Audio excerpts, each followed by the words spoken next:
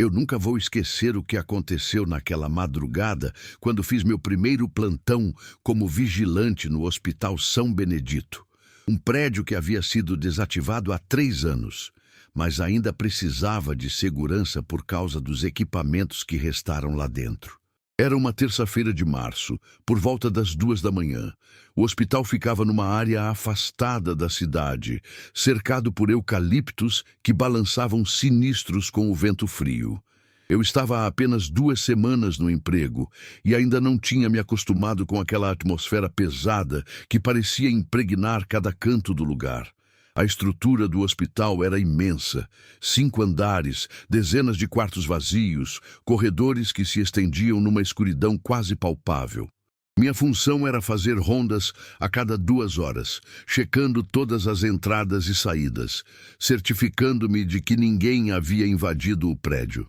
Levava comigo apenas uma lanterna potente e um walkie-talkie que conectava com a central de segurança. Naquela noite específica, algo estava diferente desde o momento em que cheguei. O silêncio era mais denso, mais opressivo. Normalmente, eu conseguia ouvir o barulho distante do trânsito na rodovia próxima.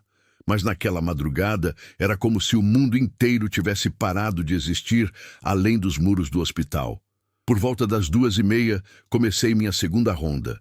Subi até o 4º andar, onde ficavam os antigos quartos de internação. Os corredores eram longos e estreitos, com janelas de vidro fosco que deixavam passar uma luz amarelada dos postes externos. Meus passos ecoavam de forma estranha, como se houvesse alguém mais caminhando ao meu lado, sempre meio segundo atrasado. Foi quando cheguei ao final do corredor leste que ouvi pela primeira vez um som baixo, quase imperceptível, como se alguém estivesse arrastando algo pesado pelo chão. Parei imediatamente e apontei a lanterna na direção do som. Nada. Apenas fileiras de portas fechadas dos antigos quartos, algumas levemente entreabertas. Deve ser o vento, pensei, tentando me convencer. Mas o som continuou, vindo agora de uma direção diferente, atrás de mim. Me virei rapidamente, o coração já acelerando. O feixe da lanterna cortou a escuridão, mas não revelou nada além do corredor vazio, pelo qual eu havia acabado de passar. Decidi acelerar a ronda e seguir para o próximo andar. Mas quando me aproximei da escadaria, ouvi algo que fez meu sangue gelar.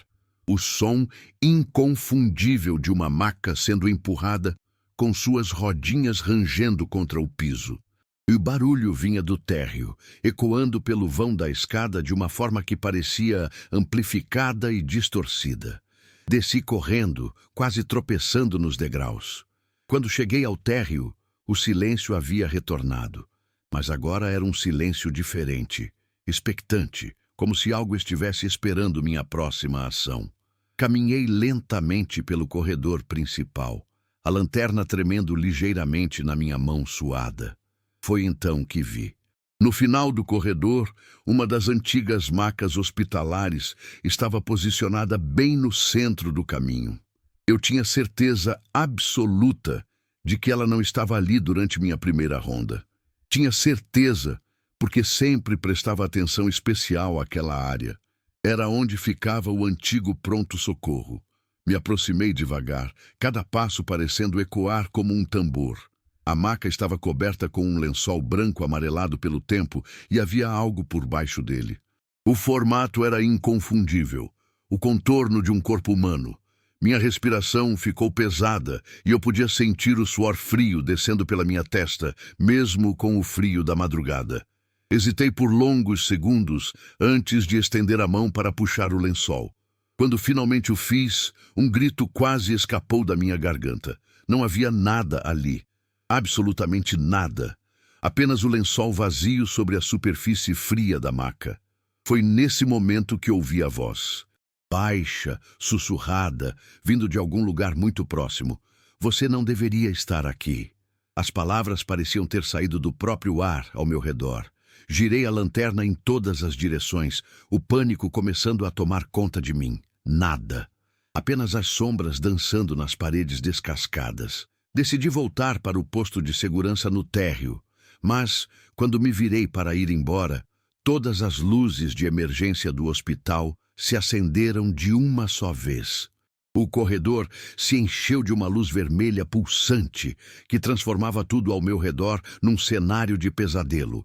E então, o som que nunca vou conseguir esquecer. Dezenas de máquinas hospitalares ligando simultaneamente em diferentes andares do prédio. Monitores cardíacos bipando em ritmos descompassados, respiradores artificiais funcionando no vazio, campainhas de chamada tocando incessantemente. Era como se o hospital inteiro tivesse voltado à vida, mas uma vida distorcida, sinistra, completamente fora de qualquer normalidade. Corri. Corri como nunca havia corrido na vida, atravessando corredores que pareciam se alongar a cada passada. Atrás de mim, podia ouvir passos múltiplos, como se dezenas de pessoas estivessem me seguindo. Cheguei ao posto de segurança e travei a porta, as mãos tremendo tanto que mal conseguia segurar o walkie-talkie. Quando finalmente consegui contatar a central, minha voz saiu embargada. Preciso de reforço urgente no Hospital São Benedito. Tem alguém aqui dentro? Muita gente. A resposta veio imediata. Negativo. Checamos o sistema de alarmes agora há pouco. Não houve nenhuma violação de perímetro. Você está bem? Olhei pelos monitores de segurança e o que vi me deixou completamente sem palavras. Todas as câmeras mostravam corredores vazios, em completo silêncio. As luzes de emergência estavam apagadas. As máquinas, mudas. Era como se nada daquilo tivesse acontecido, mas eu sabia que tinha acontecido. Cada segundo daquele terror estava gravado na minha memória com uma clareza cristalina. Terminei meu turno sem sair do posto de segurança. Quando o vigilante do turno diurno chegou, às 6 da manhã, eu já tinha minha carta de demissão pronta. Nunca mais voltei àquele lugar. Mas a parte mais perturbadora dessa história só descobri meses depois, quando conversei com outros ex-funcionários do hospital. Soube então que o Hospital São Benedito não havia sido simplesmente desativado. Ele havia sido fechado abruptamente após uma série de mortes inexplicáveis que aconteceram todas durante o turno da madrugada. E a maca que eu vi naquela noite era exatamente igual àquela que havia sido encontrada no centro do corredor principal na manhã em que descobriram a primeira vítima. Se você já trabalhou em locais abandonados durante a madrugada e viveu algo parecido, deixe nos comentários. E se essa história te arrepiou, não esqueça de dar um like e compartilhar com aquele amigo que adora uma história de terror. Relato 2. O que aconteceu comigo naquela noite no motel Estrada Velha ainda me faz questionar se existem lugares que guardam ecos do passado, como se certas experiências ficassem impregnadas nas paredes para sempre. Era uma sexta-feira de outubro, e eu estava voltando de uma viagem de trabalho que tinha se estendido além do planejado. Já passava das 2 da manhã, quando uma chuva fina começou a cair, tornando a estrada escorregadia e perigosa. Como estava realmente cansado após dirigir por mais de 8 horas, decidi parar no primeiro motel que encontrasse. O motel Estrada Velha apareceu como uma salvação no meio da escuridão. Era um daqueles estabelecimentos antigos, com fachada de madeira desgastada e um letreiro de neon piscante que já havia visto dias melhores. O lugar ficava numa área isolada, cercado por mata fechada dos 2 lados da estrada, sem nenhuma residência ou comércio por perto. O recepcionista era um homem na faixa dos 60 anos, com uma barba grisalha mal cuidada e olhos pequenos que pareciam estar constantemente avaliando os hóspedes. Ele me entregou a chave do quarto 237 sem muita conversa, apenas murmurando algo sobre o café da manhã estar incluído na diária. O quarto ficava no 2º andar, no final de um corredor mal iluminado que cheirava a umidade e produtos de limpeza forte. Quando abri a porta, fui recebido por um ambiente que parecia parado no tempo. Papel de parede floral desbotado, móveis de madeira escura e uma cama de casal com colcha vermelha que já devia ter sido elegante décadas atrás. Tomei um banho rápido e me deitei, exausto. Mas o sono não veio facilmente. O quarto tinha algo de inquietante, uma atmosfera pesada que eu não conseguia identificar. Era como se o ar mesmo fosse denso demais, carregado de algo que ia além da simples umidade da chuva.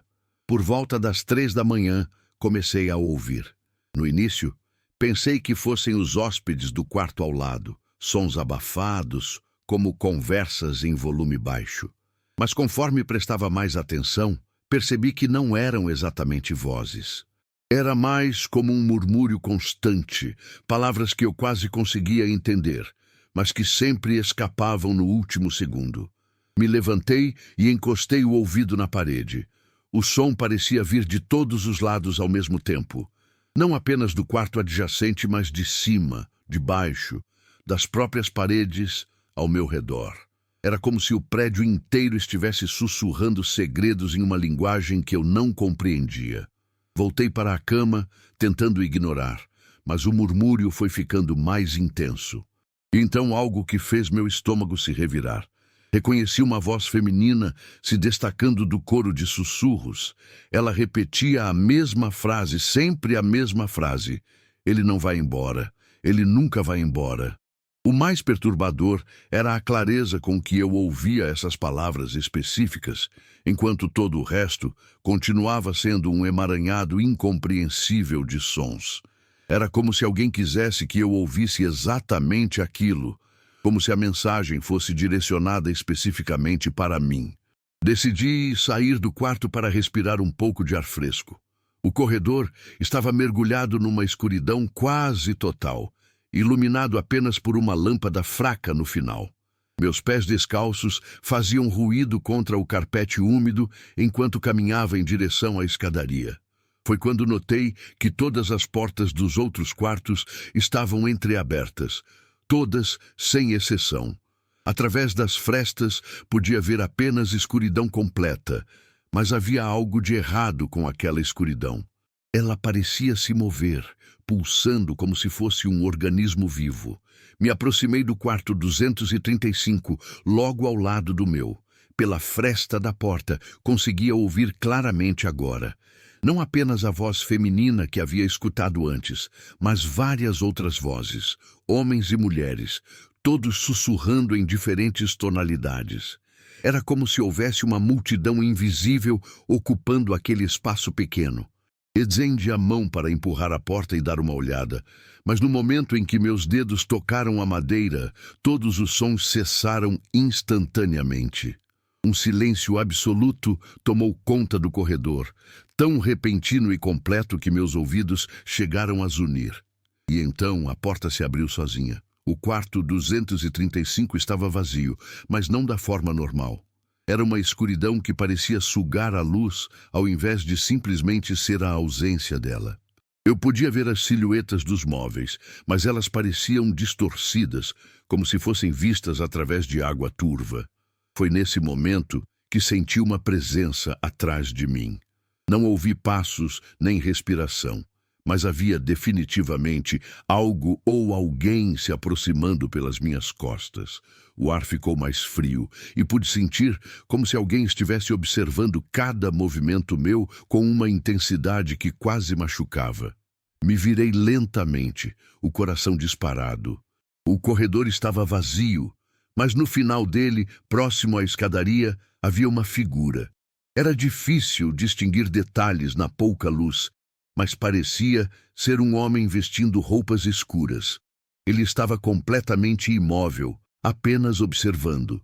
Piscamos ao mesmo tempo, pelo menos foi isso que pareceu. Quando abri os olhos novamente, ele estava mais perto. Não havia caminhado, simplesmente estava mais perto, como se tivesse se teleportado alguns metros na minha direção. Entrei correndo no meu quarto e tranquei a porta, empurrando uma cadeira contra ela. Minha respiração estava descontrolada e eu podia sentir o suor frio molhando minha camisa, apesar do frio que tomava conta do ambiente.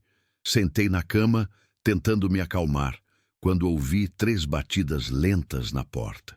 Pausas longas entre cada batida, como se quem estava do lado de fora tivesse toda a paciência do mundo. Não respondi. Não me movi. Mal conseguia respirar. Mas então as batidas recomeçaram, vindas de uma direção diferente. Das janelas. 3 batidas lentas contra o vidro, mesmo estando no segundo andar. E depois, das paredes. E do teto. Como se algo estivesse cercando o quarto por todos os lados, batendo pausadamente, metodicamente.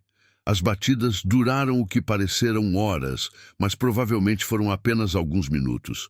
Quando finalmente pararam, o murmúrio retornou, mais intenso que antes.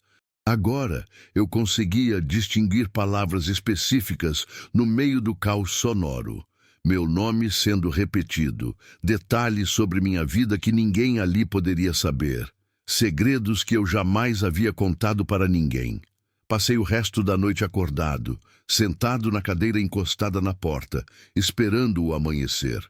Quando os primeiros raios de sol começaram a filtrar através das cortinas, todo o terror da noite pareceu se dissipar como névoa. Às 6 da manhã, fiz minha bagagem e desci para a recepção. O mesmo homem da noite anterior estava lá, mas agora parecia diferente, mais alerta, mais presente. Quando entreguei a chave, ele me olhou diretamente nos olhos pela primeira vez. "Como foi a noite no 237?" Perguntou com um tom que sugeria que ele já sabia a resposta. "Estranha", respondi, sem entrar em detalhes. Ele apenas assentiu lentamente. "Sempre é. Esse quarto... Bem, digamos que tem uma história. Muita gente passou por ali ao longo dos anos. Algumas nunca foram embora de verdade." Não perguntei o que ele quis dizer com isso. Não queria saber. Paguei a conta rapidamente e saí, dirigindo sob o sol matinal, como se estivesse fugindo de algo. Meses depois, por curiosidade mórbida, pesquisei sobre o Motel Estrada Velha na internet. Encontrei vários relatos parecidos com o meu, todos envolvendo o quarto 237. Mas o que mais me impressionou foi descobrir que o estabelecimento havia sido palco de vários eventos trágicos ao longo das décadas. Desaparecimentos, acidentes inexplicáveis, até mesmo algumas mortes que nunca foram completamente esclarecidas. E todos esses eventos tinham uma coisa em comum. Haviam acontecido durante a madrugada, no quarto 237. Já ficaram em algum lugar onde sentiram que não estavam sozinhos, mesmo quando aparentemente estavam? Contem suas experiências nos comentários. Adoro ler essas histórias. E se esse relato te deixou com a pele arrepiada, não esqueça de se inscrever no canal para mais conteúdos assombrados como este. Relato 3. Existe um limite para o quanto nossa mente consegue racionalizar antes de simplesmente aceitar que algumas coisas não têm explicação lógica.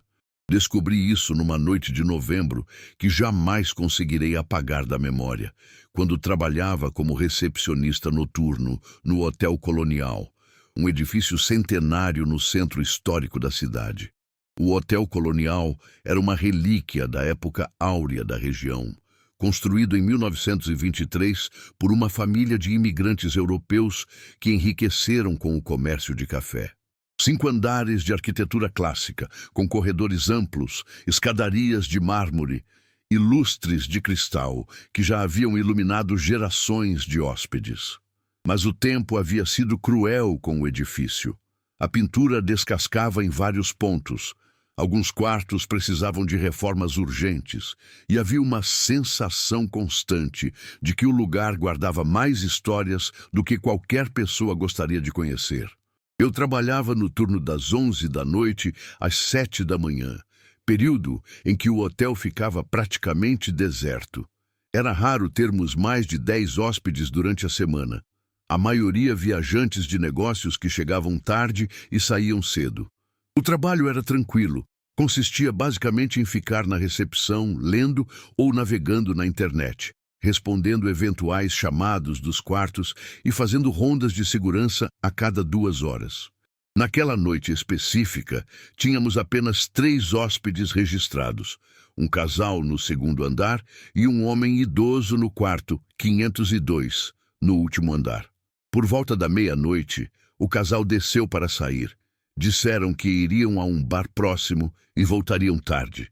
Isso me deixou sozinho no hotel, com apenas um hóspede, situação que sempre me deixava ligeiramente desconfortável. O Hotel Colonial tinha uma peculiaridade arquitetônica que sempre me intrigou.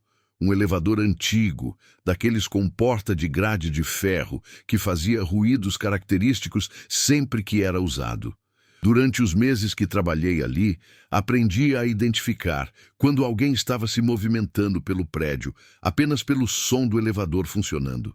Por volta das 2 da manhã, ouvi o barulho familiar das engrenagens se movendo. Alguém havia chamado o elevador. Assumi que era o hóspede do 5º andar descendo para alguma necessidade, talvez pedir informações ou resolver algum problema no quarto. Preparei-me para atendê-lo, organizando alguns folhetos turísticos sobre a mesa da recepção. Mas o elevador não desceu até o térreo. Pelos sons que vinham do poço, ele parou no 2º andar. Fiquei aguardando, pensando que talvez o hóspede tivesse mudado de ideia e voltado para seu quarto. Porém, após alguns minutos de silêncio, o elevador começou a se mover novamente. Dessa vez, ele desceu até o 1º andar e parou. Depois subiu para o 3º, depois para o 4º. Esse padrão continuou por quase 20 minutos. O elevador se movimentando constantemente entre os andares, parando em cada um por alguns minutos antes de continuar sua jornada errática pelo prédio. Decidi ligar para o quarto 502 para verificar se o hóspede estava bem. O telefone tocou várias vezes antes que uma voz sonolenta atendesse. Alô? Boa noite, Sr. Martinez. Aqui é da recepção. O senhor está precisando de alguma coisa? Notei que o elevador tem se movimentado bastante. Houve uma pausa longa antes da resposta. Jovem, eu estou na minha cama há mais de 1 hora. Não usei o elevador desde que cheguei esta tarde.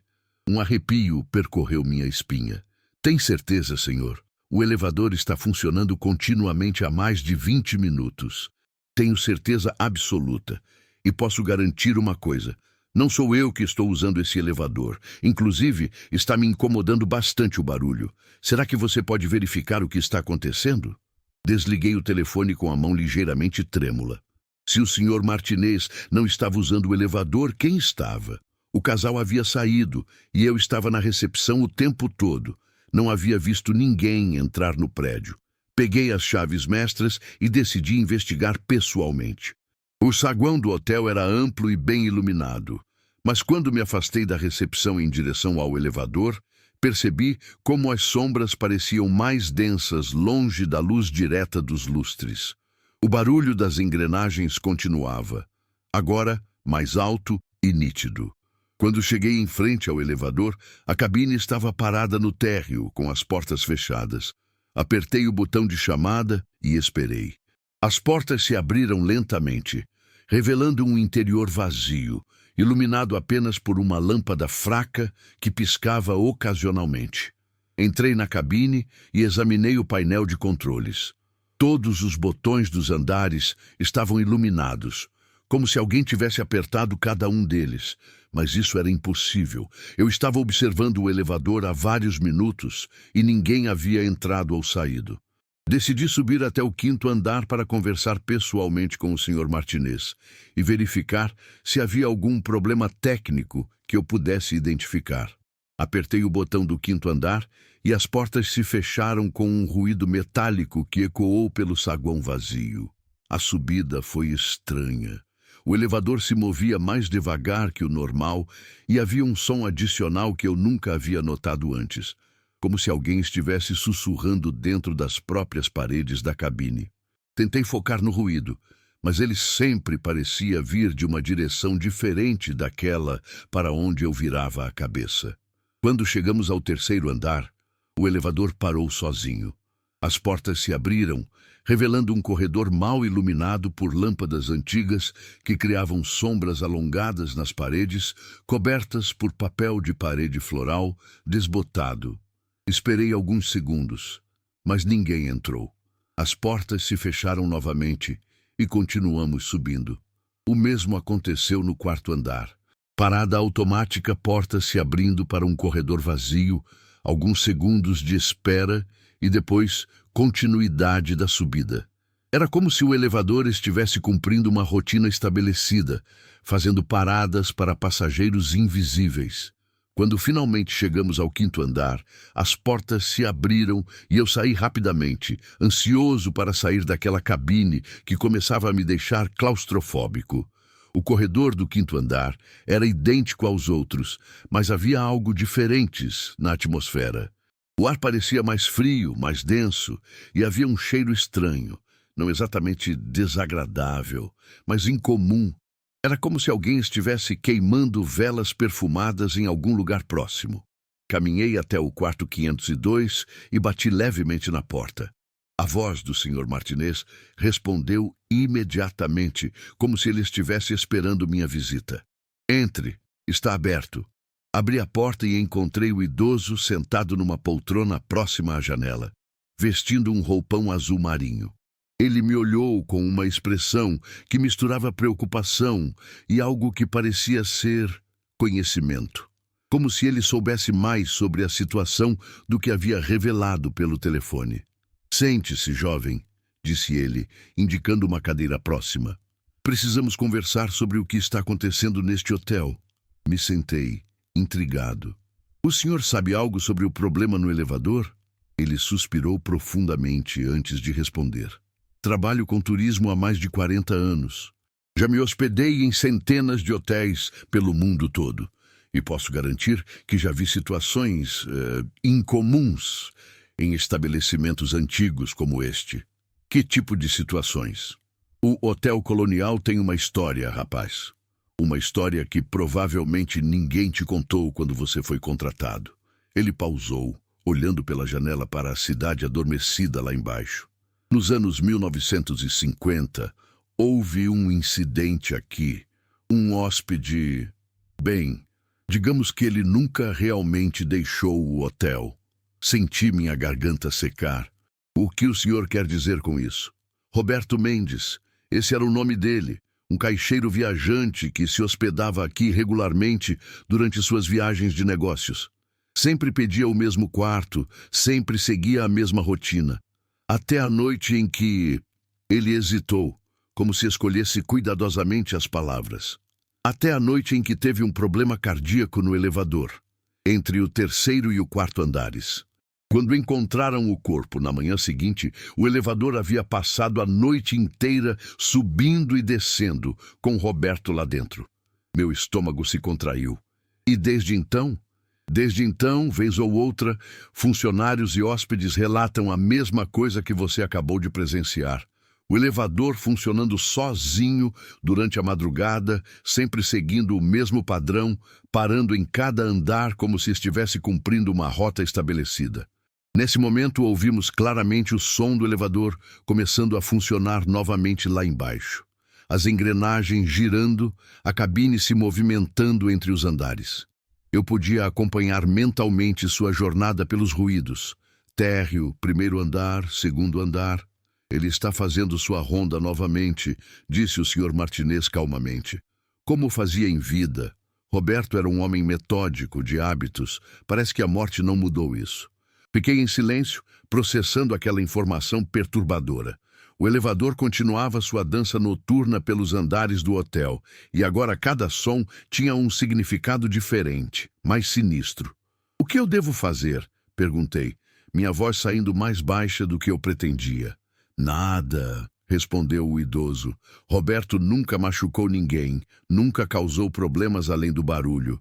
Ele apenas continua fazendo o que sempre fez, visitando cada andar, checando se tudo está em ordem.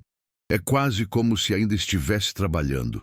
Passamos mais 1 hora conversando, enquanto o som do elevador continuava ecoando pelos corredores do hotel. O Sr. Martinez me contou mais detalhes sobre a história do edifício, sobre outros eventos estranhos que já haviam sido relatados por funcionários e hóspedes ao longo das décadas. Quando finalmente voltei para a recepção, já eram quase 4 da manhã. O elevador havia parado de funcionar e o hotel retornou ao seu silêncio habitual. Passei o resto do turno fazendo anotações sobre tudo o que havia acontecido, tentando documentar cada detalhe, enquanto ainda estava fresco na minha memória. Na manhã seguinte, quando meu substituto chegou para o turno diurno, relatei os eventos da noite. Ele apenas balançou a cabeça com um sorriso cansado. Roberto está ativo de novo, disse ele casualmente. Sempre acontece quando o tempo muda. Não se preocupe, em alguns dias ele se acalma. Descobri então que todos os funcionários antigos do hotel conheciam a história. Roberto Mendes era praticamente um membro não oficial da equipe, um colega de trabalho que nunca havia realmente terminado seu último turno. Continuei trabalhando no Hotel Colonial por mais alguns meses.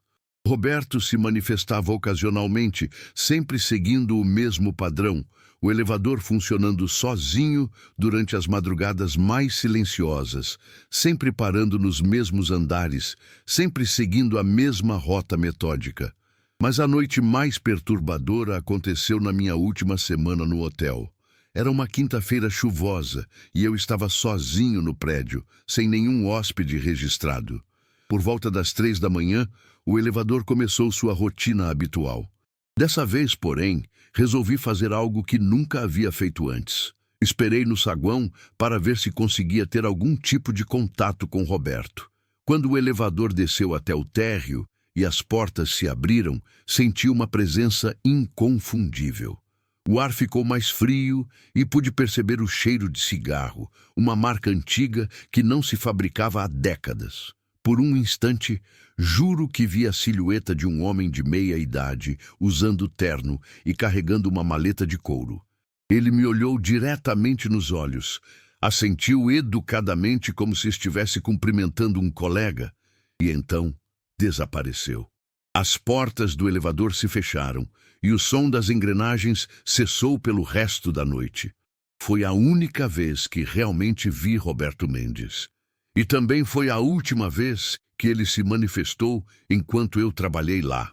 Vocês acreditam que alguns lugares podem guardar ecos do passado, que certas pessoas deixam uma marca tão forte que continuam presentes mesmo depois da morte?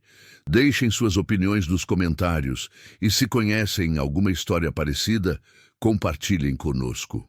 Relato 4. Tem coisas que acontecem na estrada durante a madrugada que fazem você questionar tudo o que achava que sabia sobre a realidade. O que vou contar aconteceu comigo numa noite de agosto, quando eu trabalhava como frentista no posto Rota 101, um estabelecimento isolado numa rodovia estadual que cortava uma região rural. O posto ficava no meio do nada, quilômetros de mata fechada dos dois lados da estrada, sem nenhuma cidade ou vila por perto. Era o tipo de lugar onde você podia ficar horas sem ver um único carro passar, especialmente durante a semana e nas primeiras horas da madrugada. Para quem não estava acostumado, a solidão podia ser opressiva, mas eu já trabalhava lá há quase um ano e havia me adaptado ao isolamento. Meu turno ia das 10 da noite às 6 da manhã. A rotina era simples: atender os poucos motoristas que paravam para abastecer ou comprar algo na loja de conveniência, fazer a limpeza geral do posto, conferir os equipamentos e passar a maior parte do tempo lendo ou assistindo filmes no celular. O posto tinha boa cobertura de internet, então raramente me sentia entediado. Naquela noite específica, tudo começou normal. Atendi alguns caminhoneiros entre 10 e meia-noite, vendi algumas cervejas e salgados para um grupo de jovens que voltava de uma festa na cidade vizinha e depois o movimento cessou completamente. Por volta da 1 da manhã, a estrada estava absolutamente deserta. Nem mesmo os caminhões de longa distância, que costumavam passar com frequência, deram o ar da graça. Era uma noite sem lua, com uma escuridão densa que parecia engolir tudo além do círculo de luz criado pelos postes do posto. A mata ao redor produzia sons constantes: grilos, corujas, pequenos animais se movimentando entre as árvores. Mas nada que me incomodasse. Estava acostumado com essa trilha sonora noturna. Por volta das 2h30, ouvi o som de um motor se aproximando. Pelas características do barulho, parecia ser um carro antigo, com motor desregulado e escapamento furado. Levantei da cadeira onde estava lendo e me posicionei próximo às bombas de combustível, esperando o veículo aparecer na curva da estrada. O carro que surgiu da escuridão era realmente antigo. Um sedã azul escuro dos anos 1980, com pintura desbotada e alguns pontos de ferrugem visíveis, mesmo sob a luz amarelada dos postes. Ele se aproximou devagar, quase hesitante, como se o motorista estivesse procurando algo específico. O veículo parou na bomba mais afastada da loja de conveniência e eu caminhei em sua direção. Quando me aproximei, pude ver o motorista através do para-brisa. Um homem de meia idade, usando uma camisa social branca meio amarelada e uma gravata frouxa. Ele parecia cansado, com olheiras profundas e uma expressão de quem havia dirigido por muito tempo. "Boa noite", cumprimentei quando ele abriu a janela. "Vai abastecer?" Ele me olhou com olhos fundos e ligeiramente vidrados. Quando falou, sua voz saiu rouca, como se não fosse usada há muito tempo. "Complete o tanque, por favor, e me diga, que horas são?" 2h45 da manhã, respondi, começando a abastecer o veículo. 2h45. Ele repetiu lentamente, como se estivesse processando uma informação muito complexa. "E que dia é hoje?" "Quinta-feira, dia 15 de agosto. Ele ficou em silêncio por um longo momento, olhando fixamente para o painel do carro. Então, de repente, perguntou, 15 de agosto, de que ano? A pergunta me pegou desprevenido. Era uma coisa estranha de se perguntar. 2023, respondi, começando a me sentir desconfortável. O homem fechou os olhos e inclinou a cabeça para trás, como se tivesse recebido um golpe. 15 anos, murmurou. Já se passaram 15 anos. Desculpe, senhor, mas o que o senhor quis dizer? Ele abriu os olhos e me olhou diretamente. Nesse momento percebi algo perturbador. Seus olhos pareciam vazios. Não apenas cansados ou tristes, mas literalmente vazios, como se não houvesse vida ali dentro. Você conhece esta estrada há muito tempo, rapaz? Trabalho aqui há 1 ano, respondi, terminando de abastecer o carro. Deu R$ 53. Ele me entregou uma nota de R$ 50, mas quando peguei o dinheiro, senti que o papel estava gelado e ligeiramente úmido, como se tivesse sido guardado em algum lugar muito frio e úmido por muito tempo. Fico com o troco, disse ele. Me responda uma coisa, já aconteceu algum acidente grave nesta rodovia? Alguma coisa que as pessoas comentem? Um arrepio percorreu minha espinha. Bem, eu ouvi falar de alguns acidentes ao longo dos anos. Esta curva aqui é meio perigosa, especialmente quando está chovendo. Um acidente específico, ele interrompeu. Há 15 anos, um homem dirigindo sozinho numa noite como esta. Perdeu o controle do carro na curva logo ali adiante. Ele apontou para uma direção específica da estrada. O carro capotou várias vezes e pegou fogo. O homem morreu na hora. Minha boca ficou seca. Eu não sei sobre esse acidente específico, senhor. Ele assentiu lentamente. Claro que não sabe. Você não trabalhava aqui na época. Fez uma pausa e me olhou com uma intensidade perturbadora. Mas eu me lembro perfeitamente daquela noite. Era exatamente como esta, sem lua, muito escura. A estrada completamente vazia. Senhor, o senhor está se sentindo bem? Quer que eu chame alguém? Ele sorriu, mas foi um sorriso sem alegria, sem vida. Estou me sentindo confuso. Sabe, eu estava dirigindo para casa após um dia muito longo de trabalho. Estava cansado, com sono, mas precisava chegar. Minha esposa estava me esperando com o jantar. Sua voz começou a ficar mais baixa, mais distante. Lembro-me de parar neste posto para abastecer. Lembro-me de conversar com o frentista, um rapaz mais ou menos da sua idade. Meu coração começou a acelerar. Havia algo profundamente errado com aquela situação, mas eu não conseguia identificar exatamente o que. Depois de abastecer, voltei para a estrada, continuou ele, como se estivesse relatando um sonho. Estava dirigindo normalmente quando vi uma luz muito forte vindo na direção contrária. Pensei que fosse um caminhão com farol alto, então pisquei para o motorista abaixar a luz. Mas a luz continuou vindo, cada vez mais intensa, cada vez mais perto. Ele parou de falar abruptamente e ficou olhando pela janela em direção à curva da estrada que havia mencionado antes. Senhor? Chamei, minha voz saindo mais baixa do que eu pretendia. Foi naquela curva, disse ele, sem me olhar. Foi exatamente naquela curva que tudo terminou. O carro perdeu o controle, capotou, pegou fogo e Eduardo Silveira morreu instantaneamente. Eduardo Silveira? Repeti. Ele se virou para mim e nesse momento percebi que seus olhos não apenas pareciam vazios, eles realmente estavam vazios. Eram duas cavidades escuras onde deveria haver vida. Esse sou eu, disse ele calmamente. Eduardo Silveira, 42 anos, casado, pai de 2 filhos. Morreu nesta rodovia há exatamente 15 anos, numa noite como esta. Dei um passo para trás, o coração batendo tão forte que chegava a doer. Isso não é possível. Também achava que não era, respondeu ele. Mas aparentemente, algumas noites, especialmente quando as condições são exatamente iguais àquela noite fatídica, eu me encontro dirigindo esta mesma estrada, parando neste mesmo posto, conversando com frentistas que não sabem da minha história. O motor do carro começou a acelerar sozinho, mesmo com o carro parado.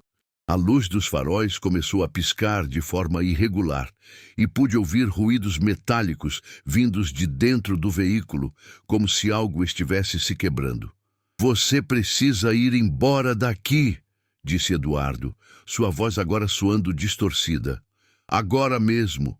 Entre na loja, tranque a porta e não saia até o sol nascer. Por quê?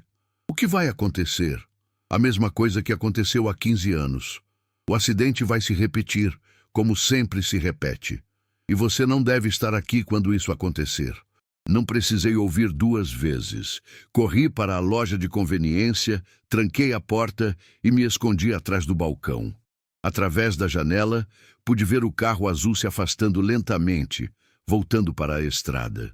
Por alguns minutos, tudo ficou em silêncio. Então, ouvi o som de um motor acelerando, pneus derrapando no asfalto e um estrondo terrível que ecoou pela mata. Em seguida, vi uma luz laranja intensa surgindo da direção da curva, o brilho de um incêndio. Fiquei escondido na loja por mais de 1 hora, tremendo de medo e confusão. Quando finalmente tive coragem de sair, não havia nenhum sinal de acidente na estrada, nenhum destroço, nenhuma marca de frenagem, nenhum vestígio de fogo. Apenas o asfalto escuro e vazio, sob a luz dos postes. Na manhã seguinte, quando meu substituto chegou, contei tudo o que havia acontecido. Ele me olhou com uma expressão séria e me levou até o escritório do posto, onde havia alguns recortes de jornal guardados em uma gaveta. Uma das manchetes dizia: Homem morre em acidente na rodovia estadual 101. A foto mostrava os destroços de um sedã azul dos anos 1980, completamente destruído e queimado.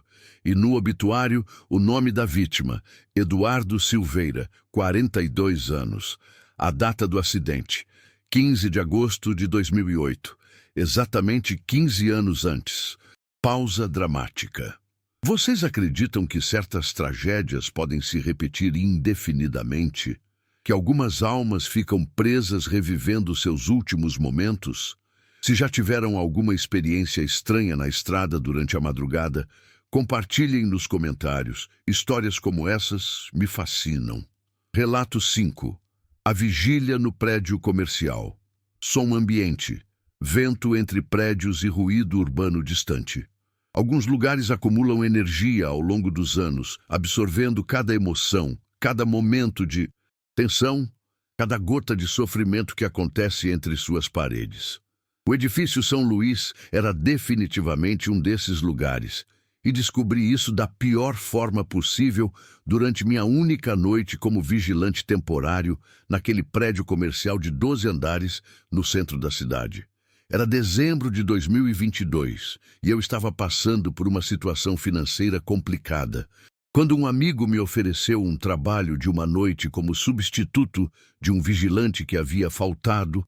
Aceitei imediatamente, mesmo sem saber muito sobre o local ou as responsabilidades específicas do cargo. O edifício São Luís havia sido construído nos anos 1960, uma torre de escritórios que já havia visto dias melhores. A estrutura externa estava bem conservada, mas por dentro era possível perceber o peso dos anos. Carpetes desgastados, paredes que precisavam de pintura, elevadores barulhentos e um sistema de ar-condicionado que funcionava de forma irregular.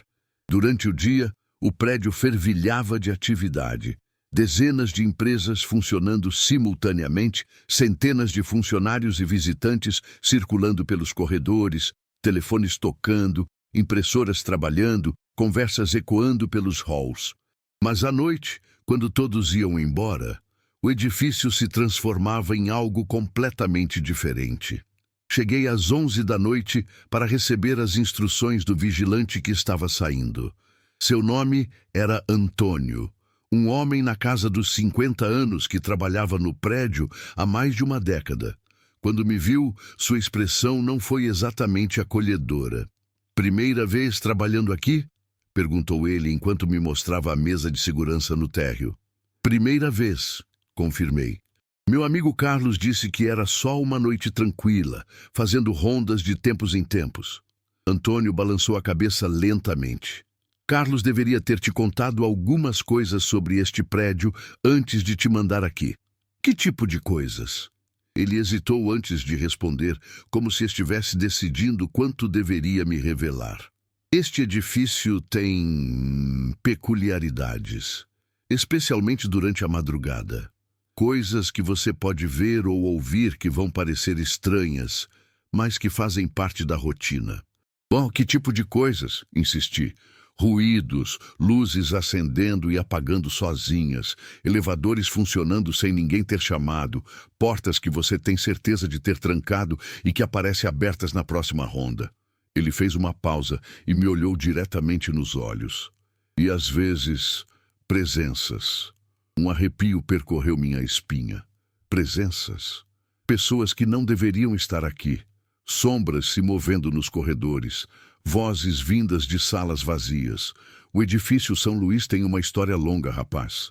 Muitas pessoas trabalharam aqui ao longo dos anos, e nem todas foram embora completamente. Antônio me entregou um molho de chaves e uma lanterna potente. "Faça as rondas a cada 2 horas. Comece sempre pelo 12º andar e desça até o térreo. Verifique todas as portas, todas as janelas, certifique-se de que não há nada fora do normal. E se você ver ou ouvir alguma coisa estranha, o que eu faço? Não investigue sozinho. Anote tudo no livro de ocorrências, mas não tente interagir com nada que pareça incomum. Algumas coisas é melhor deixar em paz." Com essas palavras reconfortantes, Antônio foi embora, me deixando sozinho na recepção de um prédio de 12 andares, que aparentemente tinha fama de ser assombrado. Passei a primeira hora me familiarizando com o layout do edifício, estudando as plantas de cada andar e testando os equipamentos de segurança. Por volta da 00:30, comecei minha primeira ronda. O elevador me levou diretamente ao 12º andar, e quando as portas se abriram, fui recebido por um corredor longo e estreito, iluminado apenas por luzes de emergência que criavam sombras inquietantes nas paredes. O 12º andar abrigava um escritório de contabilidade que ocupava praticamente todo o espaço. Caminhei pelos corredores, verificando cada porta, cada janela, procurando por qualquer sinal de invasão ou problema. Tudo parecia normal, mas havia uma sensação constante de que estava sendo observado. Foi no 11º andar que comecei a notar as primeiras irregularidades.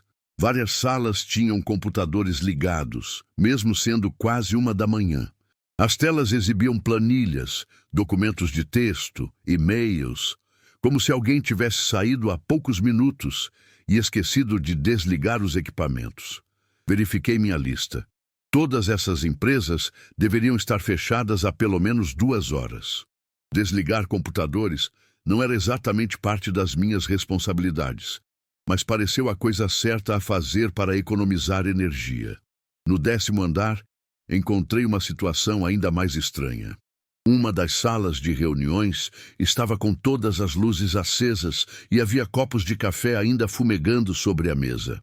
Papéis espalhados, canetas em posições que sugeriam que alguém havia parado de escrever no meio de uma frase. Era como se uma reunião tivesse sido interrompida abruptamente e todos tivessem simplesmente desaparecido. Senti um nó no estômago. Aquela cena não fazia sentido. Se houvesse pessoas trabalhando até tarde, eu teria visto elas saindo do prédio quando cheguei. O edifício tinha apenas uma entrada principal, e eu estava monitorando-a desde as 11 da noite. Decidi acelerar a ronda pelos próximos andares, cada vez mais ansioso para voltar à segurança relativa do térreo. Mas, conforme descia, as situações estranhas se multiplicavam. No 9º andar, encontrei impressoras funcionando, despejando dezenas de páginas em branco no chão. No 8º, telefones tocando incessantemente em escritórios vazios. No 7º andar, ouvi pela primeira vez vozes vindas de uma das salas principais, conversas abafadas, como se houvesse uma reunião acontecendo. Me aproximei da porta e encostei o ouvido. Definitivamente havia pessoas conversando lá dentro, discutindo números, prazos, estratégias comerciais. Bati na porta. "Boa noite, segurança do prédio!" As vozes pararam instantaneamente. Esperei alguns segundos e bati novamente. Nenhuma resposta. Usei a chave mestra para abrir a porta, e o que encontrei foi uma sala completamente vazia e em silêncio absoluto. Não havia ninguém ali, nem mesmo sinais de que alguém tivesse estado ali recentemente. As cadeiras estavam todas organizadas, a mesa limpa, os computadores desligados. Mas eu tinha certeza absoluta de que havia ouvido conversas vindas daquele local. Foi nesse momento que decidi pular o resto da ronda e voltar diretamente para o térreo. Alguma coisa estava muito errada naquele prédio, e eu não queria descobrir o que sozinho numa madrugada. Mas quando chamei o elevador, descobri que as coisas estavam prestes a ficar ainda piores. As portas se abriram e dentro da cabine havia uma mulher. Ela estava vestida com um terno cinza dos anos 1980, carregava uma pasta de couro e tinha uma expressão de profunda concentração, como se estivesse imersa em pensamentos sobre trabalho. Quando me viu, sorriu educadamente. "Boa noite. Poderia apertar o botão do 5º andar para mim, por favor?" Fiquei paralisado por alguns segundos. Não havia ninguém no prédio além de mim. Tinha certeza absoluta disso. "Desculpe, senhora, mas o prédio está fechado para visitantes." "Como a senhora entrou?" Ela me olhou com confusão genuína. "Entrar? Eu trabalho aqui. Escritório de Advocacia Mendes em Associados, 5º andar. Estou há mais de 10 anos nesta empresa." Entrei no elevador, sem saber bem como reagir àquela situação. A mulher parecia completamente normal, mas sua presença ali era impossível. Apertei o botão do 5º andar, como ela havia pedido. "Senhora, que horas a senhora chegou no prédio hoje?" "Hoje? Bem, cheguei às 8 da manhã, como sempre. Tive uma reunião que se estendeu até mais tarde, por isso ainda estou aqui." Ela olhou para o relógio no pulso. "Já passa da 1 da manhã. Meu marido deve estar preocupado." As portas do elevador se abriram no 5º andar e ela saiu com um aceno educado. "Tenha uma boa noite." Fiquei observando enquanto ela caminhava pelo corredor em direção aos escritórios. Ela parecia conhecer perfeitamente o caminho, cumprimentando pessoas invisíveis que passavam por ela, parando ocasionalmente para conversar com colegas que não existiam. Decidi segui-la. Ela entrou numa das salas e ligou a luz. Através da porta de vidro, pude vê-la organizando papéis sobre uma mesa, ligando um computador antigo, fazendo anotações em uma agenda. Ela parecia estar terminando uma jornada normal de trabalho. Bati na porta de vidro. Ela olhou na minha direção e acenou, mas parecia não me ver realmente.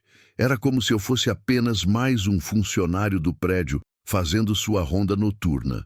Foi então que notei a placa na porta. Doutora Helena Mendes, advogada, em memória, 1962-1995. Meu sangue gelou. Aquela mulher havia morrido há quase 30 anos, mas estava ali, trabalhando como se fosse apenas mais uma noite normal no escritório. Comecei a correr. Corri pelos corredores, chamei o elevador, desci direto para o térreo sem parar em nenhum outro andar. Quando cheguei à recepção, estava suando frio e com o coração disparado. Passei o resto da noite sentado na cadeira da segurança, observando os monitores que mostravam cada andar do prédio. E o que vi naquelas telas me deixou completamente sem palavras. Cada andar estava cheio de atividade. Pessoas trabalhando, conversando, se movimentando pelos corredores. Reuniões acontecendo, telefones sendo atendidos, elevadores sendo usados. O edifício São Luís estava funcionando a pleno vapor, como se fosse meio-dia de uma segunda-feira. Mas quando olhava diretamente através das janelas de vidro da recepção para os andares superiores, via apenas escuridão e janelas apagadas. Por volta das 5 da manhã, toda a atividade nos monitores cessou gradualmente. Um por um, os funcionários foram embora, desligando computadores, apagando luzes, fechando portas. Às 6 da manhã, quando o primeiro funcionário real chegou para abrir o prédio, tudo estava exatamente como deveria estar. Normal, vazio, silencioso. Quando Antônio chegou para retomar seu turno, encontrou-me ainda tremendo na cadeira da recepção. Ele apenas balançou a cabeça com um sorriso cansado. O pessoal do turno da noite nunca parou de trabalhar, disse ele simplesmente. Alguns deles estão aqui há décadas. Parece que gostam tanto do que fazem que nem a morte os faz parar. Nunca mais aceitei um trabalho de vigilância noturna. E sempre que passo em frente ao edifício São Luís, mesmo durante o dia, olho para as janelas dos andares superiores e me pergunto quantas pessoas ainda estão lá dentro, trabalhando incansavelmente numa jornada que nunca termina. Já trabalharam em lugares onde sentiam que não estavam realmente sozinhos? Onde parecia que uma vida anterior do local ainda continuava funcionando? Contem suas experiências. Estas histórias sempre me intrigam. Relato 6. Existe uma diferença entre estar sozinho e sentir-se sozinho. Na rodovia BR-487, durante as madrugadas, você pode estar completamente isolado por quilômetros e ainda assim ter a certeza absoluta de que não está só. Descobri isso de uma forma que jamais vou esquecer, quando trabalhava como operador de guincho numa empresa de assistência rodoviária. Era setembro de 2023 e eu havia sido chamado para um atendimento incomum. Uma ligação havia chegado à central por volta das 2 da manhã. Uma mulher desesperada reportando que seu carro havia quebrado no quilômetro 247 da BR-487, numa região conhecida localmente como Trecho da Neblina, por causa das condições climáticas peculiares que se formavam ali durante certas épocas do ano. A BR-487 era uma rodovia estadual que cortava uma região rural isolada, conectando pequenas cidades agrícolas. Durante o dia, o movimento era moderado. Caminhões transportando grãos, carros de moradores locais, alguns turistas de passagem. Mas durante a madrugada, especialmente na região do quilômetro 247, a estrada ficava completamente deserta por horas a fio. Quando recebi a chamada, já estava em serviço há algumas horas e havia atendido 2 casos simples, uma troca de pneu e um problema de bateria. O atendimento no quilômetro 247 seria meu último serviço da noite, e depois eu poderia voltar para a base e terminar meu turno. O que me chamou a atenção desde o início foi o tom de desespero da mulher que havia ligado. Ela parecia genuinamente assustada, não apenas frustrada com o problema mecânico. Disse que estava sozinha, que o carro havia parado de funcionar repentinamente e que havia coisas estranhas acontecendo ao redor dela. A ligação foi cortada antes que ela pudesse explicar o que quis dizer com coisas estranhas. Carreguei meu guincho com os equipamentos necessários e parti para o local. A viagem até o quilômetro 247 levaria cerca de 40 minutos, atravessando uma região de fazendas e mata fechada. Conforme me aproximava do local, a neblina começou a se formar, criando uma camada densa que reduzia drasticamente a visibilidade. Por volta das 2h50 da manhã, cheguei ao quilômetro 247. Reduzi a velocidade e comecei a procurar pelo veículo quebrado, mas não consegui ver nada além da neblina espessa que cobria completamente a estrada. Liguei o pisca-alerta e parei no acostamento, pegando uma lanterna potente para fazer uma busca mais detalhada. Caminhei pela margem da estrada por quase 15 minutos, iluminando tanto o acostamento quanto as áreas próximas à mata.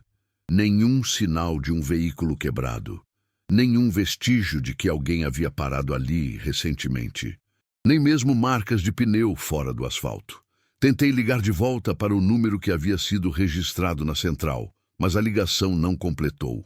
A mensagem automática informava que o número não existia. Isso era estranho, porque todos os chamados eram registrados automaticamente pelo sistema, incluindo a identificação da linha telefônica.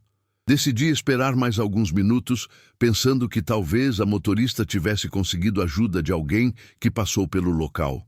Fiquei encostado no meu guincho, observando a neblina se mover de forma quase hipnótica ao redor dos postes de iluminação da rodovia. Foi então que ouvi o som de um motor se aproximando. Não era o barulho típico de um carro moderno, mas sim de um veículo mais antigo, com motor desregulado e escapamento furado.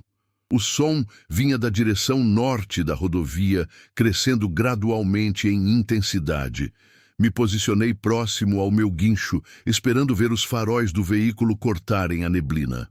Mas mesmo quando o som do motor ficou muito próximo, como se o carro estivesse passando bem ao meu lado, não consegui ver nenhuma luz nem identificar visualmente o veículo.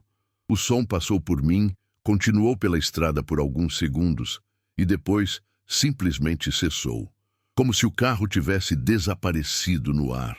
Fiquei imóvel por alguns minutos, tentando processar o que havia acabado de acontecer. Era impossível que um veículo tivesse passado tão perto de mim sem que eu conseguisse vê-lo, mesmo com a neblina. E era ainda mais impossível que o som simplesmente parasse de uma hora para outra. Decidi ligar para a central e reportar que não havia encontrado nenhum veículo no local especificado. Mas quando tentei usar o rádio do guincho, descobri que não havia sinal. O equipamento estava funcionando normalmente. Todas as luzes indicativas estavam acesas, os controles respondiam, mas não conseguia estabelecer comunicação com a base.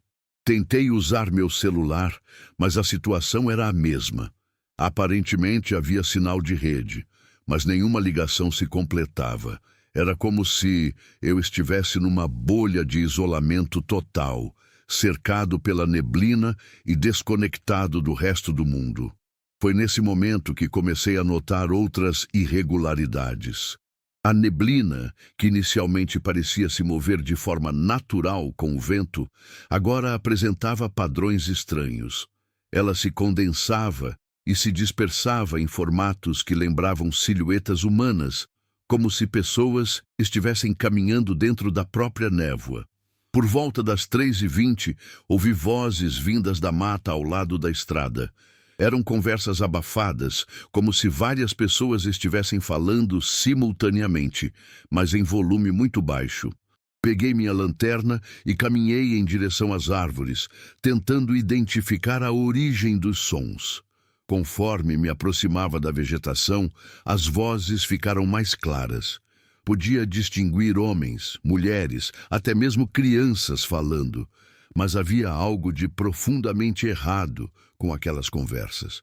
Elas pareciam desconexas do tempo. Algumas pessoas falavam sobre eventos dos anos 1980, outras mencionavam tecnologias que não existiam mais. Outras ainda discutiam assuntos completamente anacrônicos. Preciso chegar em casa antes que minha mãe descubra que peguei o carro escondido, ouvia uma voz jovem dizer.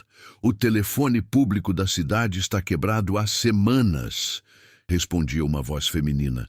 Meu Fusca está fazendo aquele barulho estranho no motor de novo, comentava um homem mais velho. Eram fragmentos de conversas que pareciam ter acontecido em décadas diferentes, todas sendo reproduzidas simultaneamente numa cacofonia de vozes temporalmente deslocadas. Me aproximei ainda mais da mata, e foi então que vi. Entre as árvores, iluminadas por uma luz difusa que não tinha origem aparente, havia dezenas de pessoas. Homens, mulheres, jovens, idosos, todos vestindo roupas de épocas diferentes. Alguns usavam trajes dos anos 1970, outros pareciam ter saído dos anos 1990, alguns até mesmo vestiam roupas mais antigas, dos anos 1950 ou 1960. Todos eles pareciam estar aguardando algo. Ficavam próximos à estrada, olhando fixamente na direção do asfalto, como se esperassem a chegada de alguém ou alguma coisa. Com licença, chamei, minha voz saindo mais fraca do que eu pretendia. Vocês precisam de ajuda? Várias pessoas se viraram na minha direção, mas nenhuma respondeu. Elas me olhavam, com expressões que misturavam confusão e uma tristeza profunda. Era como se me vissem, mas não conseguissem realmente me compreender ou interagir comigo. Uma mulher de meia idade, vestindo um vestido floral dos anos 1980, se aproximou alguns passos. Você viu meu marido? Perguntou ela, sua voz ecoando de forma estranha. Ele disse que viria me buscar aqui. Disse que não demoraria. Senhora, que hora seu marido deveria chegar? Ele saiu às 9 da noite. Respondeu ela, olhando para um relógio de pulso que claramente havia parado há muito tempo. Já deve estar chegando. Sempre foi muito pontual. Lesh, um jovem de aparência adolescente, se juntou à conversa. Estava vestindo uma jaqueta jeans desbotada e tênis que pareciam ser da década de 1990. Meus pais vão ficar furiosos se eu não chegar em casa até meia-noite, disse ele, parecendo genuinamente preocupado. O baile da escola terminou há horas. Comecei a entender o que estava acontecendo. Aquelas pessoas não eram vivas, pelo menos não no sentido convencional. Eram indivíduos que haviam morrido naquela rodovia ao longo das décadas e, por alguma razão, permaneciam ali, esperando por socorro que nunca chegaria, por pessoas que nunca viriam buscá-los. Vocês sabem onde estão? Perguntei cuidadosamente. Um homem idoso, usando um terno marrom que devia ser dos anos 1970, respondeu. Claro que sabemos. Estamos na BR-487, quilômetro 247. Nossos carros quebraram e estamos esperando ajuda. Ele apontou para a estrada. Você é do guincho? Finalmente alguém veio nos ajudar. Olhei na direção que ele apontava e quase gritei. Na estrada, parcialmente visíveis através da neblina, havia dezenas de veículos parados no acostamento. Carros de diferentes épocas e modelos, todos em estados diversos de deterioração.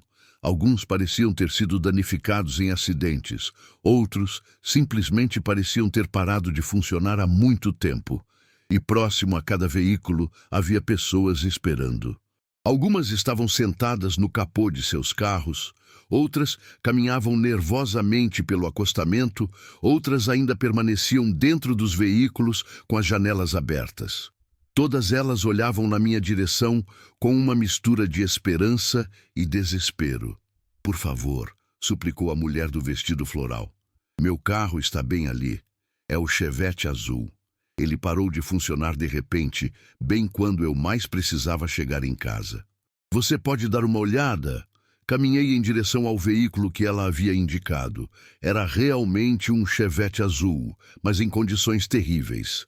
A pintura estava desbotada, os pneus murchos, e através dos vidros embaçados podia ver que o interior estava coberto por uma camada espessa de poeira e detritos.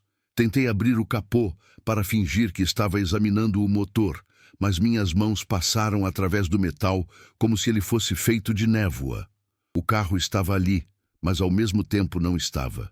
Era como se fosse uma projeção, um eco visual de algo que havia existido há muito tempo. Encontrou o problema? Perguntou a mulher, se aproximando ansiosa. É complicado, respondi, não sabendo como explicar a situação. Talvez seja melhor vocês tentarem encontrar uma forma alternativa de chegar aos seus destinos. Forma alternativa? Repetiu ela confusa. Mas nós estamos esperando há tanto tempo. Alguém tem que vir nos ajudar.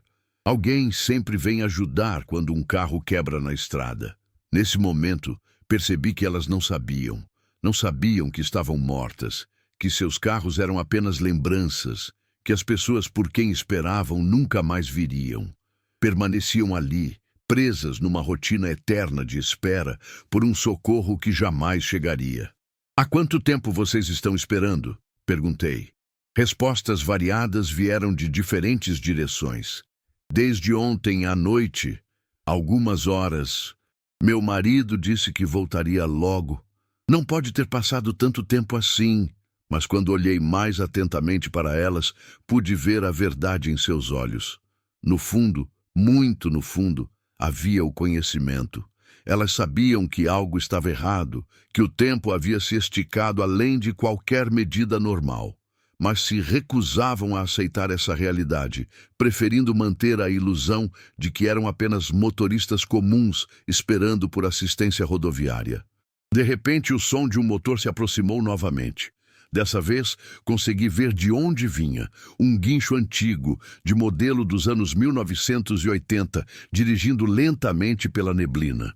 O veículo parou próximo ao meu guincho e o motorista desceu. Era um homem de meia idade, vestindo um macacão de mecânico e carregando uma caixa de ferramentas. Ele caminhou até onde eu estava e me cumprimentou com um aceno. "Noite pesada, não é?" disse ele como se fosse a coisa mais normal do mundo. "Sempre tem bastante movimento neste trecho durante a madrugada." "Movimento?" repeti confuso. "Claro, o pessoal que precisa de ajuda na estrada. É meu trabalho cuidar deles." Ele olhou ao redor para todas as pessoas e carros que cercavam a rodovia. "Alguns estão aqui há mais tempo que outros, mas todos merecem atenção. Você sabe o que são essas pessoas?" Ele me olhou com uma expressão que misturava compreensão e uma tristeza infinita. "Sei sim, filho. São motoristas que tiveram problemas nesta rodovia ao longo dos anos.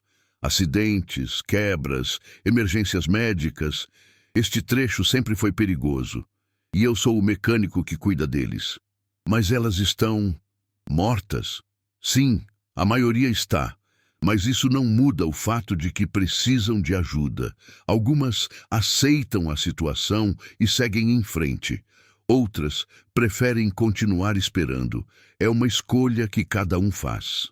Ele pegou suas ferramentas e caminhou até o Chevette azul da mulher do vestido floral. "Vamos ver o que podemos fazer por você, Dona Maria", disse ele gentilmente. A mulher sorriu pela primeira vez desde que eu havia chegado. "Sabia que alguém viria. Meu marido sempre dizia que na estrada sempre aparece alguém para ajudar." Observei o mecânico trabalhar no carro, que era simultaneamente real e ilusório. Suas mãos pareciam interagir normalmente com os componentes do veículo, como se ele tivesse desenvolvido a capacidade de tocar essas projeções do passado. "Você faz isso todas as noites?" perguntei a ele. "Todas as noites há quase 30 anos", respondeu sem parar de trabalhar. "Desde que eu mesmo me juntei a este grupo. Meu guincho quebrou aqui, numa madrugada de 1994, durante uma tempestade terrível. Acabei saindo da pista e, bem, o resto é história. Senti um arrepio de compreensão. Você também está morto? Sim, mas encontrei um propósito aqui. Ajudo os outros motoristas que passam pela mesma situação. É reconfortante para eles ter alguém que entende. E eu? Por que posso ver vocês? Ele parou de trabalhar e me olhou diretamente. Porque você é igual a nós, um prestador de serviços na estrada. Alguém que dedica suas noites a ajudar motoristas em dificuldades. Existe uma conexão entre pessoas como nós, uma empatia que transcende os limites entre vida e morte. Nesse momento, compreendi que estava testemunhando algo extraordinário. Não era apenas um fenômeno paranormal, mas uma rede de apoio que continuava funcionando além da vida. Motoristas mortos, sendo cuidados por um mecânico morto, todos presos numa rotina eterna de assistência rodoviária. Posso ajudar de alguma forma? Perguntei. O mecânico sorriu. Sua presença já é uma ajuda. Saber que ainda existem pessoas vivas dispostas a sair de casa no meio da madrugada para socorrer estranhos na estrada, isso nos dá esperança. Passei mais uma hora ali, observando o mecânico fantasma cuidar de seus clientes eternos. Alguns carros funcionaram novamente e seguiram pela estrada, desaparecendo na neblina. Outros continuaram com problemas e seus proprietários retornaram à espera paciente por uma solução. Por volta das 5 da manhã, a neblina começou a se dissipar. Gradualmente, as pessoas e os veículos fantasmas foram ficando menos visíveis, até desaparecerem completamente. O mecânico foi o último a partir, acenando para mim antes de entrar em seu guincho antigo e dirigir pela estrada até sumir na distância. Quando o sol nasceu, eu estava sozinho no quilômetro 247. Nenhum sinal das atividades sobrenaturais da madrugada. Apenas uma rodovia normal, com asfalto limpo e acostamento vazio. Voltei para minha base e relatei que não havia encontrado nenhum veículo quebrado no local especificado. Meu supervisor apenas balançou a cabeça, como se não fosse a primeira vez que recebia esse tipo de relatório. O quilômetro 247 é complicado, disse ele. Às vezes recebemos ligações de lá, mas quando chegamos não encontramos nada. Provavelmente são trotes ou problemas na linha telefônica. Continuei trabalhando na empresa por mais alguns meses, mas sempre evitei atendimentos no quilômetro 247. Quando recebia chamados daquela região, passava para outros colegas, inventando desculpas sobre problemas no meu veículo ou compromissos pessoais. Mas de vez em quando dirigia por outras rodovias durante a madrugada, pensava no mecânico fantasma e em seus clientes eternos, e me perguntava quantos outros locais nas estradas do país abrigavam comunidades similares, pessoas que dedicaram suas vidas a ajudar outros motoristas e que continuavam fazendo isso mesmo depois da morte. Talvez a BR-487 não fosse o único lugar onde o serviço de assistência rodoviária nunca para de funcionar, nem mesmo quando os funcionários já não fazem mais parte do mundo dos vivos. Já tiveram experiências estranhas em rodovias durante a madrugada? Lugares onde sentiram que o passado ainda estava vivo de alguma forma? Deixem nos comentários. Histórias de estrada sempre têm algo especial. Relato 7.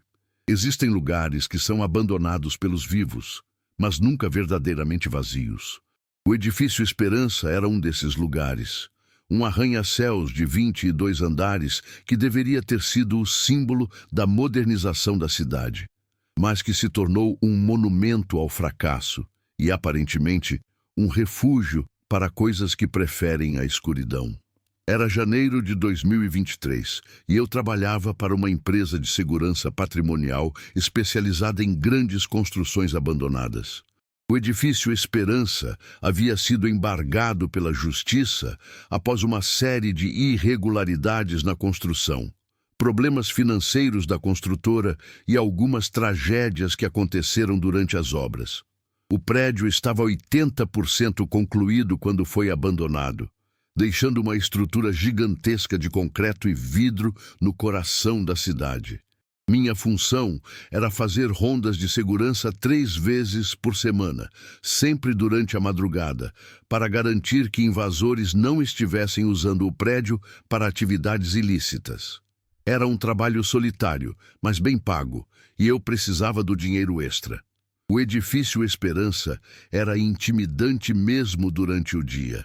À noite, sob a luz amarelada dos postes da rua, ele se transformava numa presença ominosa que dominava o horizonte urbano.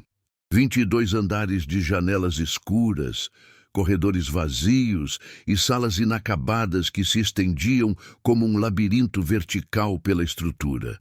Naquela noite específica, algo estava diferente desde o momento em que cheguei. Normalmente, o prédio era um bloco sólido de escuridão contra o céu noturno. Mas quando me aproximei, notei pequenos pontos de luz piscando irregularmente em diferentes andares. Eram luzes fracas, como se alguém estivesse usando lanternas ou velas lá dentro. Minha primeira reação foi chamar reforço. Invasões em prédios abandonados podiam ser perigosas, especialmente quando envolviam múltiplas pessoas. Mas, quando tentei usar o rádio, descobri que não havia sinal. Meu celular também estava sem cobertura, o que era estranho, porque aquela região da cidade tinha excelente recepção de todas as operadoras. Decidi investigar pessoalmente, mas com cautela. Peguei minha lanterna mais potente, um cacetete e o molho de chaves que me dava acesso a todos os andares do edifício. A entrada principal estava devidamente trancada e lacrada, sem sinais de violação. Usei minha chave para entrar no saguão principal. O espaço era amplo e imponente, com um pé direito alto e colunas de mármore que refletiam a luz da minha lanterna de forma fantasmagórica. Meus passos ecoavam no ambiente vazio, criando uma cacofonia de sons que parecia se multiplicar indefinidamente. O elevador principal não funcionava. A energia elétrica do prédio havia sido cortada há anos. Teria que usar a escadaria de emergência para chegar aos andares onde havia visto as luzes. Comecei subindo lentamente, parando a cada andar para escutar por ruídos ou sinais de presença humana. Foi no 5º andar que ouvi pela primeira vez. Sons de atividade de construção. Marteladas, furadeiras elétricas, conversas entre trabalhadores. Era como se as obras tivessem retomado durante a madrugada, com uma equipe fantasma terminando o trabalho que havia sido interrompido anos antes. Me aproximei cuidadosamente da área onde os ruídos eram mais intensos. Através de uma porta entreaberta, podia ver luzes se movimentando e sombras sendo projetadas nas paredes inacabadas. As conversas eram claras agora, homens discutindo detalhes técnicos, prazos de entrega, problemas com materiais. Empurrei a porta lentamente e entrei na sala. O que vi me deixou completamente sem palavras. Havia pelo menos uma dúzia de trabalhadores da construção civil ali, usando capacetes, roupas de trabalho e equipamentos de segurança. Eles estavam efetivamente trabalhando, instalando fiação elétrica, colocando divisórias, pintando paredes. Mas havia algo profundamente errado com a cena. Os trabalhadores se moviam de forma ligeiramente descompassada, como se estivessem operando em câmera lenta. Suas conversas eram entrecortadas por pausas longas e não naturais. E quando a luz da minha lanterna os atingia diretamente, seus corpos ficavam semi-transparentes. "Com licença", chamei, minha voz ecoando pelo ambiente. Todos os trabalhadores pararam simultaneamente e se viraram na minha direção. Seus rostos eram difíceis de distinguir na penumbra, mas podia perceber expressões de confusão, como se minha presença fosse completamente inesperada. Um homem que parecia ser o encarregado da equipe se aproximou. Era um sujeito robusto, de meia idade, usando um capacete amarelo manchado de tinta e cimento. Quando falou, sua voz tinha uma qualidade estranha, como se viesse de muito longe. "Você não deveria estar aqui", disse ele. O prédio ainda está em construção. Área restrita para visitantes. Na verdade, senhor, o prédio foi abandonado. As obras foram interrompidas há mais de 5 anos. Ele me olhou com uma expressão que misturava confusão e irritação. Abandonado? Que história é essa? Estamos trabalhando aqui todos os dias. Temos prazos para cumprir, cronogramas para seguir. Olhei ao redor da sala. O trabalho que eles estavam fazendo parecia real o suficiente. Cabos elétricos sendo instalados, paredes sendo pintadas, estruturas sendo montadas. Mas havia algo de anacrônico em tudo aquilo, como se fossem técnicas e materiais de uma época passada. Que dia vocês acham que é hoje? Perguntei cuidadosamente. Sexta-feira, 15 de março, respondeu o encarregado imediatamente. Por que a pergunta estranha? 15 de março de que ano? Ele hesitou como se fosse uma pergunta difícil de responder. 2018, é claro. Por que faria uma pergunta tão óbvia? Meu estômago se contraiu. Eles estavam presos no tempo, continuando um trabalho que havia sido interrompido brutalmente 5 anos antes. Mas por que especificamente 15 de março de 2018? Senhor, o que aconteceu no dia 15 de março de 2018? A expressão do encarregado mudou drasticamente. Uma tristeza profunda tomou conta de seu rosto, e ele olhou para o chão antes de responder. Foi o dia do acidente. O andaime do 12º andar cedeu. Perdemos vários companheiros. Comecei a entender. Aqueles trabalhadores haviam morrido no acidente que foi um dos fatores que levaram ao embargo da obra. E de alguma forma continuavam trabalhando, presos numa rotina eterna que havia sido interrompida de forma trágica. Vocês sabem o que aconteceu com vocês? Perguntei gentilmente. O encarregado me olhou com os olhos cheios de uma dor que transcendia qualquer sofrimento físico. Sabemos, disse ele baixinho. Claro que sabemos, mas o trabalho precisa ser terminado. Passamos anos da nossa vida neste prédio. Não podemos simplesmente abandonar tudo pela metade. Mas vocês não precisam mais. Precisamos sim, interrompeu ele com uma paixão súbita. Este edifício ia ser nosso legado, ia ser a prova de que sabíamos construir coisas grandes, importantes, duradouras. Não podemos deixar que tudo seja em vão. Olhei para os outros trabalhadores. Todos haviam parado de trabalhar e estavam nos observando em silêncio. Podia ver em seus rostos a mesma mistura de determinação e desespero que vi no encarregado. Eles genuinamente acreditavam que continuar trabalhando era a única forma de dar sentido às suas mortes. Quantos andares vocês já terminaram? Perguntei. Estamos no 5º, respondeu ele. Ainda temos muito trabalho pela frente. 17 andares para completar, mais o acabamento geral, a instalação dos elevadores. Sua voz foi perdendo força conforme falava, como se a enormidade da tarefa finalmente estivesse se tornando clara para ele. Nesse momento, compreendi que estava presenciando algo além de uma simples assombração.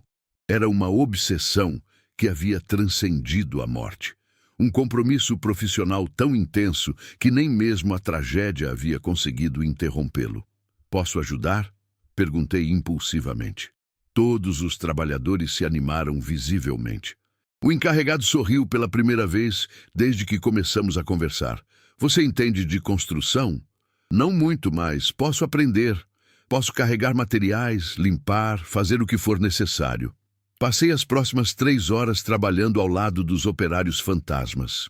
Era uma experiência surreal. Eles me ensinavam técnicas de construção que haviam aprendido décadas atrás. Compartilhavam histórias sobre outros projetos em que haviam trabalhado, falavam sobre suas famílias e sonhos com uma naturalidade que fazia esquecer temporariamente que estavam mortos. O trabalho que fazíamos era efetivo. As instalações que completávamos permaneciam lá após terminarmos. As paredes que pintávamos ficavam realmente pintadas. Era como se sua paixão pelo ofício fosse tão intensa que conseguia afetar o mundo físico mesmo post-mortem. Por volta das 5 da manhã, quando o primeiro clarão do amanhecer começou a filtrar pelas janelas inacabadas, os trabalhadores começaram a guardar suas ferramentas. Hora de parar por hoje, disse o encarregado. Amanhã continuamos do ponto onde paramos. Vocês fazem isso todas as noites? Perguntei. Todas as noites há 5 anos, progredindo lentamente, mas progredindo. Um dia vamos terminar este edifício. Um dia ele vai ser inaugurado e as pessoas vão ver o que fomos capazes de construir. E depois, o que acontece depois que terminarem? Ele ficou pensativo por um momento. Não sei. Nunca pensei sobre isso. Talvez possamos finalmente descansar. Ou talvez encontremos outro projeto que precise de nossa experiência. Quando saí do prédio, o sol já estava nascendo sobre a cidade. Olhei para cima, para os 22 andares do edifício Esperança, e juro que podia ver, mesmo na luz do dia, sinais sutis do trabalho que estava sendo realizado lá dentro. Janelas que pareciam um pouco mais limpas, estruturas que pareciam ligeiramente mais acabadas. Voltei ao prédio mais 2 vezes durante as semanas seguintes. Sempre encontrava a mesma equipe, sempre trabalhando com a mesma dedicação incansável. Eles haviam progredido para o 6º andar e depois para o 7º. O ritmo era lento, mas constante. Na 3ª visita, trouxe alguns materiais de construção que havia comprado com meu próprio dinheiro. Nada muito caro. Alguns metros de fio elétrico, latas de tinta, pequenas ferramentas. Os trabalhadores ficaram emocionados com a contribuição. Há quanto tempo ninguém nos ajudava assim, disse o encarregado, com lágrimas nos olhos. Há quanto tempo alguém acreditava no nosso trabalho. Continuei visitando o prédio ocasionalmente ao longo dos meses. Sempre levava alguma coisa que pudesse ser útil. Sempre passava algumas horas trabalhando ao lado deles.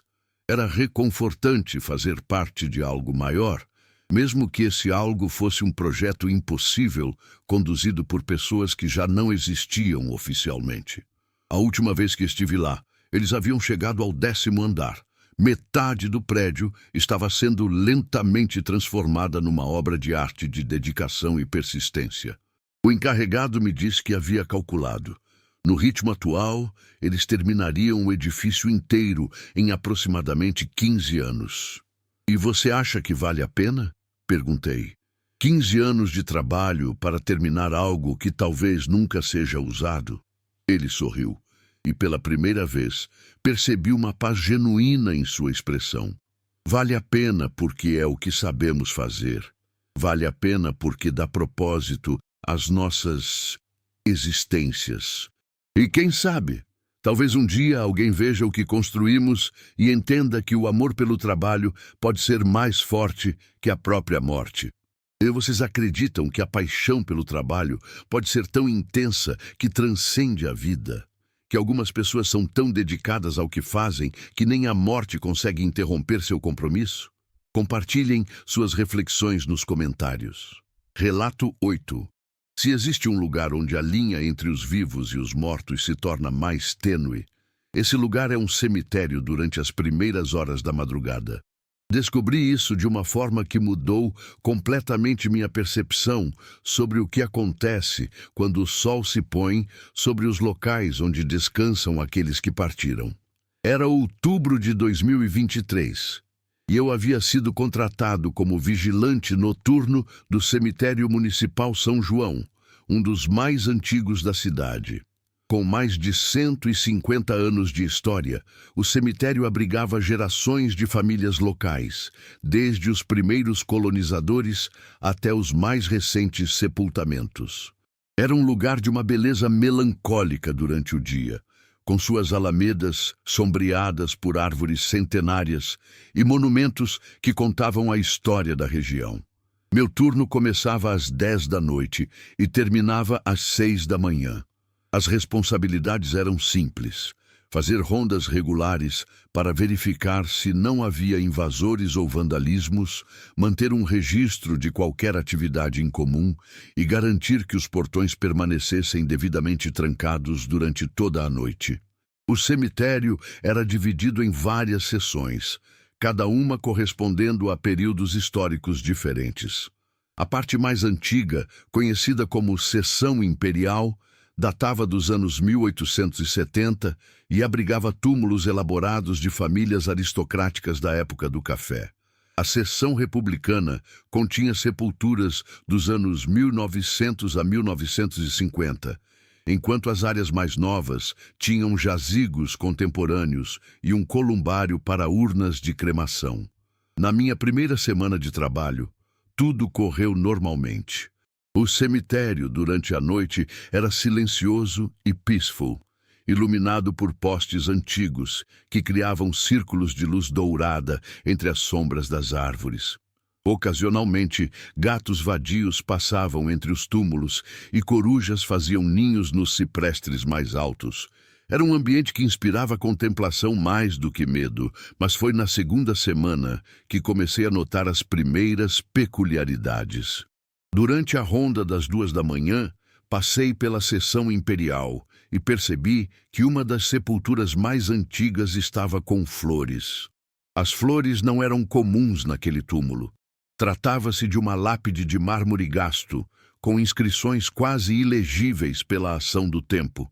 Segundo os registros do cemitério, ninguém visitava aquele jazigo há mais de 50 anos. No entanto, ali estavam rosas frescas, ainda úmidas do orvalho da madrugada, como se alguém tivesse acabado de colocá-las.